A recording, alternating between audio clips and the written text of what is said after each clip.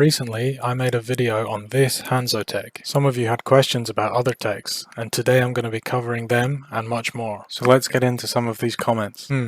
But what if she moves directly after? That's a good question. Let's find out. I started by doing the same test, shooting the arrow directly above Mei's ice block, and then allowing her to move directly after the ice block ends. I tried this many times, with no success. It looks like the arrow dropped too slowly to hit the Mei, but this got me thinking, what if I shoot the arrow into the side of the ice block?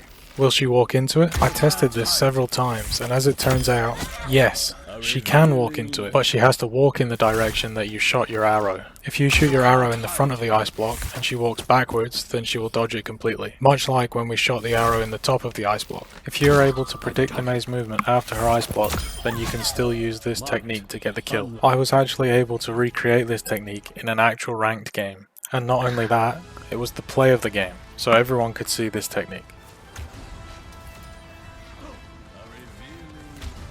After testing this out, it led me to think about many other interactions, such as Sigma's shield. Now, as I said in the short, the arrow drops directly downwards if the Sigma's shield is destroyed or if he recalls it. But, can this do damage to him or his teammates? Initially, I tested this by trying to do damage to a soldier when the Sigma drops his shield. From my testing, I could not get the soldier to take any damage from the sonic arrow, even though you can clearly see it has passed through him. This brings me to the next step of the testing. Is it possible that a character can only take damage from interactions with their own abilities? To test this, I got Sigma to destroy his own barrier and try and take the damage. Unfortunately, this is not the case. As you can see, the arrow hits him directly, but deals no damage. Let's try testing some other characters' abilities, and see if that changes things. Next up was Symmetra's turrets. The same interaction occurs. When you shoot a sonic arrow at Symmetra's turrets, it will drop directly downwards from the impact location. Our next test subject was Roadhog, but luckily for him, the same thing occurred. As you can see, the arrow dropped directly through the Roadhog. There's even a blood splatter where it impacted, but it did no damage. Once again, I wanted to test if the Symmetra could take damage from her own turrets being shot. Unfortunately, once again,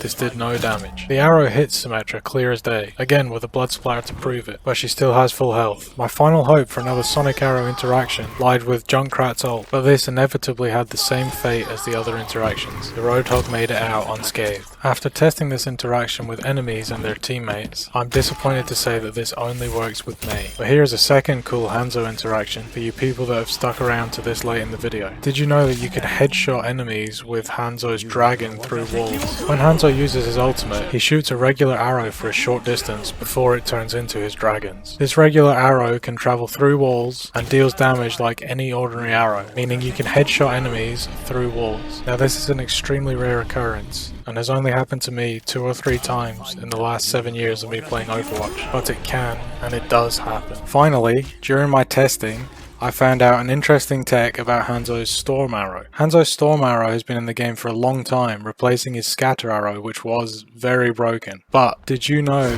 that Hanzo's Storm Arrow can also bounce off of objects? Through my testing, I found that it can bounce off of one wall and still deal damage. Any more than this and the arrow will not deal any damage at all. I first noticed this whilst I was shooting little panels off in the spawn rooms, as everyone does. As you can see, the storm arrow pings off and appears to hit a separate wall. This got me thinking, does this work against enemies? And as I tested it, it turns out it does. If you found this video interesting or it helped you in any way, then please leave a like and subscribe for more content like this in the future. And check out some of my shorts that I upload daily through the link on your screen.